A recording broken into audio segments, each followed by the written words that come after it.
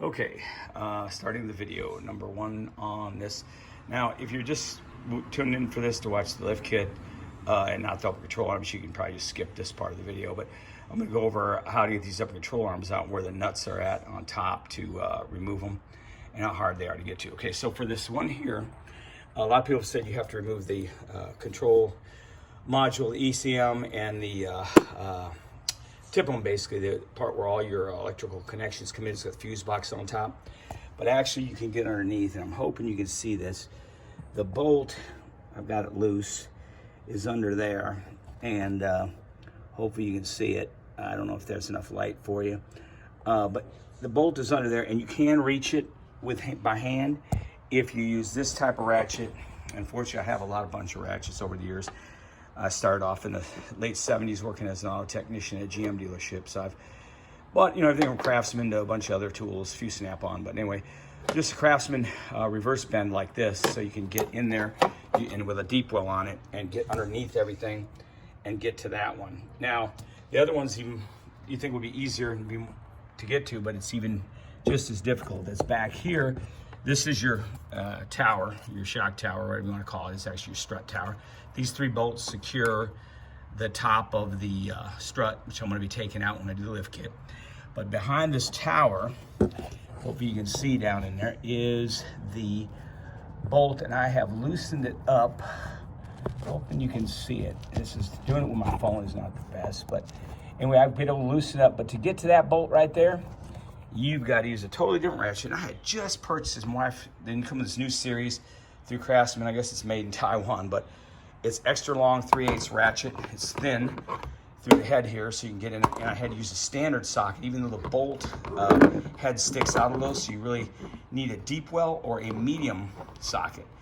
A medium socket would not work because it was too long because of the firewall material back there against the firewall, so you have no room. So to get that out, if you're doing this, you'll need a deep well and a curved handle ratchet on the front bolt for the upper nut on the control arm, and you will need, I recommend a long 3/8 straight ratchet like this with a flex head on it with a standard 18 millimeter socket on it. It just grabs enough, half of the bolt, or the nut I should say, to get to it. And then the inside, which I'll take these off and show you later, you'll see that on the inside here, if I can show you my finger, this is a flag nut or a flag on the bolt that when it rotates, it hits on the frame. Sorry, restart. Okay, wheels off. I kind of paused there that last time, and I was talking about the flag nuts, as I call them, on the end of the bolts here, so that they won't spin on you. So they're on each one of those on the upper control arm nuts, and I'll show you how that's come off later. If you're doing this without taking out the strut, you're gonna have to get in between the, work them in and out between the coil spring there, whatever you wanna call the strut tower coil. I'm babbling today. I'm Biden moments today, big time.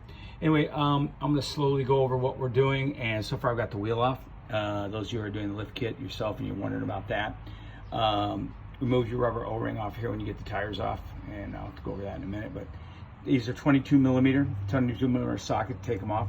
I recommend the 22.5 that you can get from Strongman, or Steelman, excuse me. Steelman company makes one. It's a little bit larger. It's a 22.5 just for the swollen nuts. I know it sounds funny, right? Swollen nuts, but that's actually what it's for, swollen nut sockets. One side's 22 and the other's 22.5. Helps that you, when those, I'll show you what I'm talking about here real quick.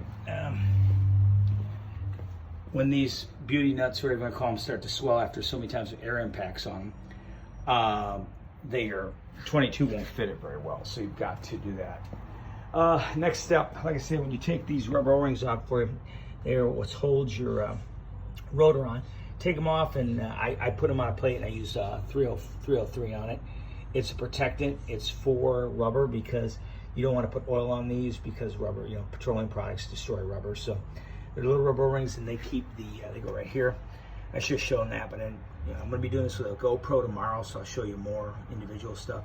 But I want to spray down PB Blaster on that 229 foot-pound nut there on the CV axle, and go over that. So I want to oil it up a little bit for tomorrow when I get working on it some more. But that's where that little O-ring goes. Keeps the drum or the rotor from falling off when you're putting the brakes together. So tomorrow we'll go over it. We'll start by taking off the 10mm on that magnet for the speed sensor, and we start there and take off the rest of the stuff, and I'll go through step by step how you do this lift kit on it, and we'll continue with some more videos.